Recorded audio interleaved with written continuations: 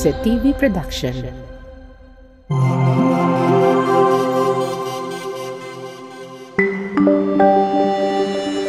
Your only island TV channel.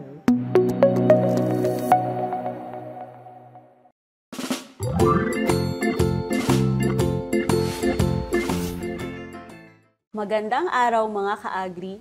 Ako si Ate Judith, ang inyong ka-agri sa bagong episode ng AgriCool Show, kung saan tayo ay maglalakbay sa mas marami pang aspeto ng pagsasaka. Noong nakaraang linggo, tayo ay nagkaroon ng mahalagang kaalaman sa KeyCheck 1 ukol sa pagsusuri at paggamit ng dekalidad na binhi ng rekomendadong variety. Ngayon naman, tayo ay maglalakbay patungo sa KeyCheck 2 at tatalakayin ng isang kritikal na yugto sa proseso ng pagsasaka, ang land preparation. Isa itong mahalagang hakbang upang masiguro natin ang tamang paglago at produksyon ng ating palay. At sa episode na ito, tatalakayin natin ang aspeto ng well-leveled field, isang bahagi ng land preparation na may malaking epekto sa overall performance ng ating sakahan. Tumutok lang at samahan ninyo kami sa paglalakbay sa mundo ng pagsasaka kung saan bawat hakbang ay may malaking kahulugan sa pag-unlad ng ating ani.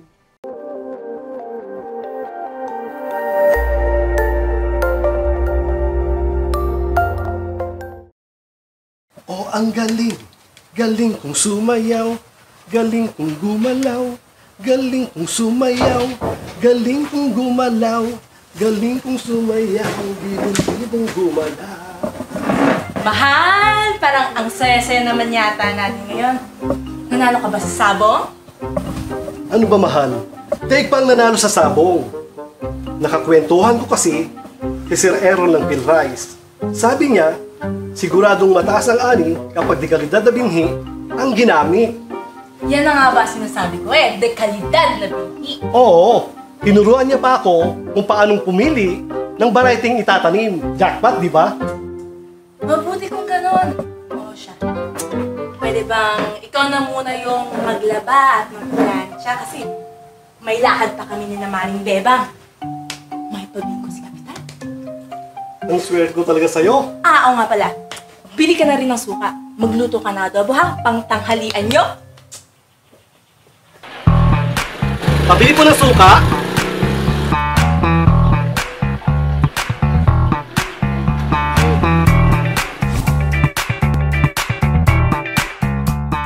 Paring Isko. Paring Matoy, ikaw pala. Ano ba yung ginagawa mo? Abot yata ang bilog mo ng kalendaryo, ha? Ito ba? Ini-schedule ko na sa kalendaryo ko kung kailan ako maghahanda ng lupa. Alam mo na, iba na ang laging handa. Plano ko kasi mag-araro na ngayong linggo. Ayoko nang madamo. Ayoko nang maatake ng kuhol. At higit sa lahat, magastos magpatubig at mahirap makakuha ng pataba ang palay kapag hindi pantay-pantay ang lupa.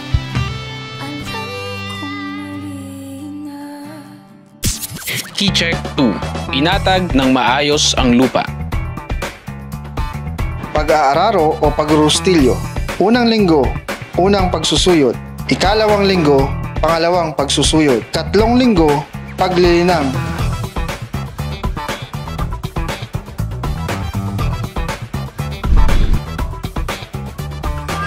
Tama si Isko. Mainam na bigyan ng kaukulang panahon ang paghahanda ng lupa. Tama!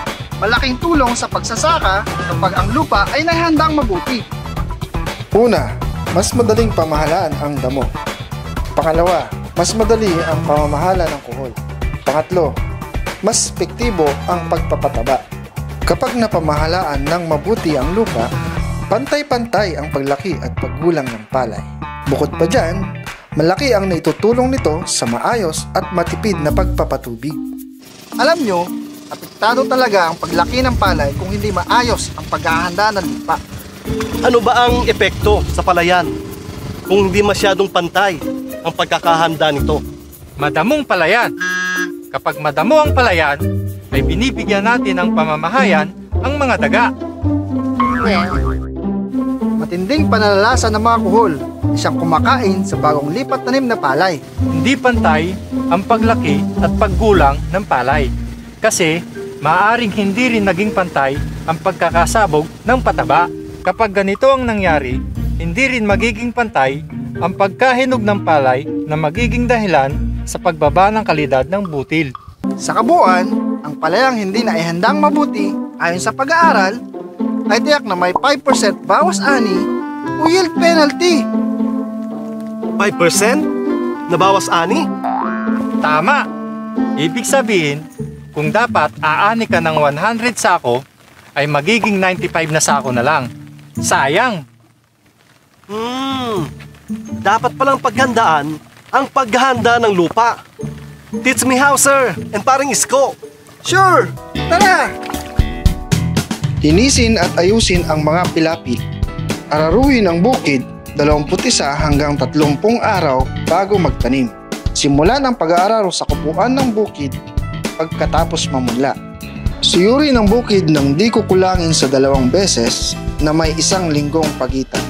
Ito ay upang mabulok ang mga damo at pasyok ng palay at upang mabigyan ng panahong tumubo ang mga nalaglag na binhi ng palay at buto ng mga damo. Patagin ang bukid sa pamamagitan ng kalabaw o power tiller na may nakakabit na pangpatag. Ngayon, alam mo na pare. Gets na gets ko na, paring Isko. Kapag ang lupa ay naihandang mabuti, hindi masyadong dinadamo. Mas madaling kontrolin ang mga kohol. Mas epektibo ang pagsasabog ng abono. Sabay-sabay ang paglaki at paggulang ng palay. At maayos at matipid ang pagpapatubig. Now I know. Uwi na nga ako. Mag-schedule na rin ako ng paghahanda ng lupa. Paring Mitoy, suka mo! Nakalimutan mo! Key check 2. Inatag ng maayos ang lupa.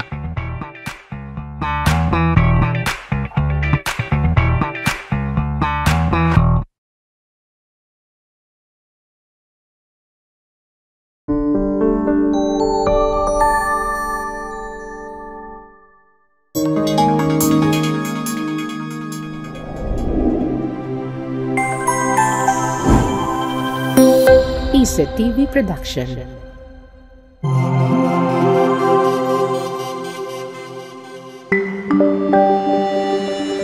Your only island TV channel.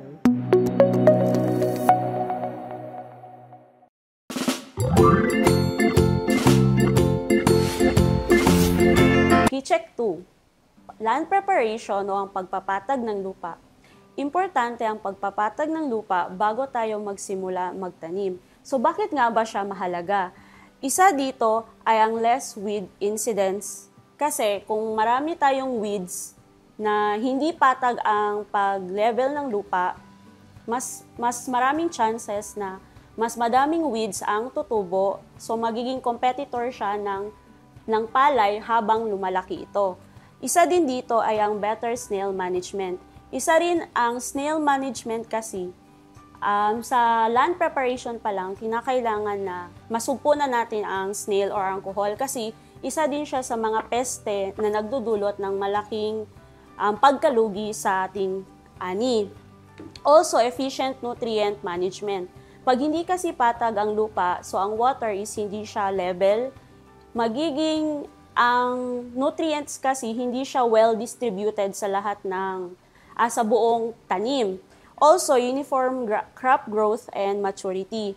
Importanteng patag ang ating lupa kasi yun na nga, pag hindi well leveled ang field, hindi well distribution ang water at the same time ang nutrients, hindi lahat ng tanim makakakuha ng enough na sustansya na meron sa lupa.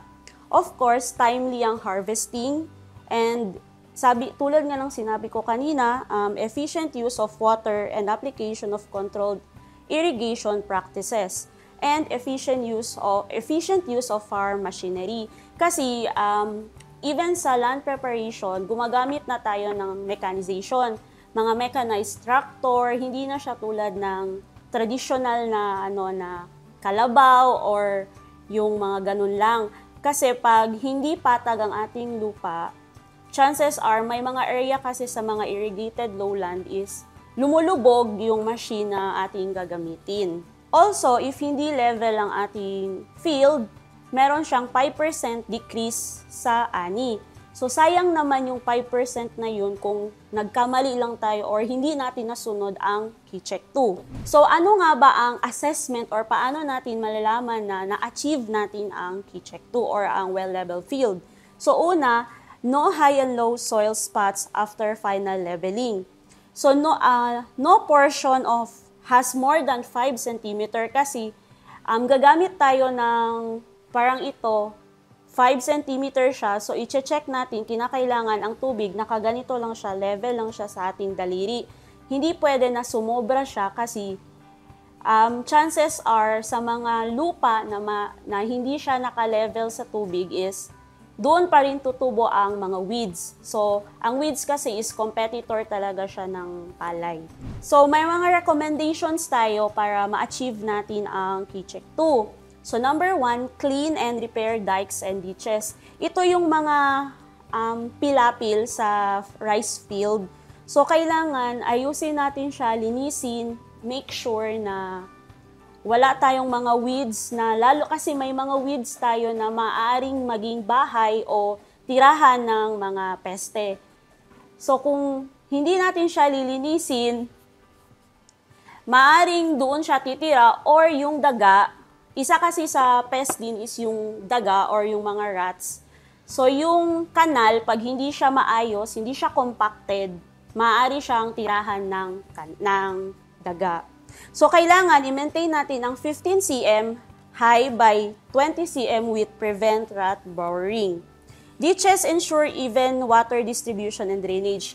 Kasi minsan, yung pilapil, pag hindi din siya malinis, hindi din siya maayos, so, pag may mga ulan, maaaring mapunta siya sa yung tubig pag tumaas. So, seepage ang tawag pag napunta siya sa kabilang kahon. Also, plow or rotivate field 21 to 30 days before planting. So, bakit siya 21 to 30 days ang land preparation? Kasi kinakailangan na it allots time for germination of weed seeds and drop seeds. Kasi during harvesting, may mga seeds pa yan ng palay na nahuhulog. So, pag hindi natin siya i-well-leveled, i-land prep ng maayos, so tendency is tutubo pa rin yung mga binhi na nahulog during harvesting, and then magiging weeds din siya at the same time. Also, it incorporates plant residues. Mas binibigyan ng panahon pag 1 month, mas madaling ma-decompose yung mga plant residues na naiwan, like for example, ang mga rice straw, ang rice hull, and other materials. Also controls pest and water flow. Number 3, harrow field twice at 1 week interval. So, bakit kailangan natin siyang i-harrow? It breaks the soil clods, incorporates stubbles, allows weed seeds to germinate, helps reduce initial pest population, and maintains hard pan. Kasi sa rice field natin, pag once nakaapak tayo doon, mararamdaman kasi natin yung sa baba, yun yung tinatawag na hard pan. Pag hindi maayos yung pagka-land prep natin, so, maaaring masira ang hard pan. So, yun may chances na yung mga irrigated areas is mas nagiging malalim siya. And then, mas vulnerable na siya mas malambot na siya. So, kaya yung mga areas na mas hindi siya convenient for machineries. Also, level the field with wooden plank or tiller attached leveler. Sa panahon ngayon, may mga mechanized na leveler na ina-attach sa mga traktor. So sa other places, yun na yung ginagamit nila as leveler. So bakit kailangan natin i-level? Allows uniform water distribution, facilitates easier irrigation and drainage. So tulad nga ng sinabi ko kanina, bakit ba importante ang pagpapatag ng lupa? Kasi water distribution. So field must be filled with 5 cm water depth for ease of leveling. So for direct wet-seeded rice, kasi yung ibang meron tayong transplanting and direct. So yung direct is broadcasting, while yung transplanting is kailangan nating gumamit ng seedbed or seed trays. So for direct wet-seeded rice, construct small canals surrounding the field near the levee at the middle of the field. So bakit kailangan natin mag-construct ng small canals? It provides paths of excess water, facilitates collection of snails, and facilitates field operation. So yun yung recommendations natin. Kinakailangan may plowing tayo, may first, second, and third harrowing at the same time ang final leveling. So pag na-achieve natin itong mga recommendations, ang ating magiging input, dikes and ditches cleaned and repair. So ang outcome nito, meron tayong high yield, high grain quality, and minimal damage to environment. So sa ating mga farmers, importante na dahil hindi naman na pwede na fully tradition tayo, so kailangan, wala ding masama kung i-follow natin yung mga recommendations kasi some areas are proven and tested na kung bakit kailangan level ang field. Ayan mga ka-agri, naway naging makabuluhan ang inyong oras sa panonood tungkol sa agrikultura. Ito ang AgriCool Show kung saan ang bawat episode ay puno ng aral at inspirasyon para sa mas magandang kinabukasan ng agrikultura. Hanggang sa susunod na episode ng ating Palay Series. Ito ang programa kung saan ibibida kung gaano ka-cool ang agriculture. Ito ang AgriCool Show.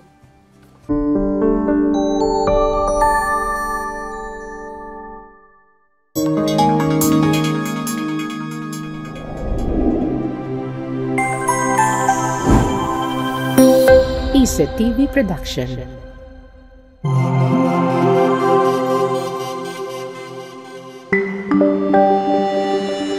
Your only island TV channel.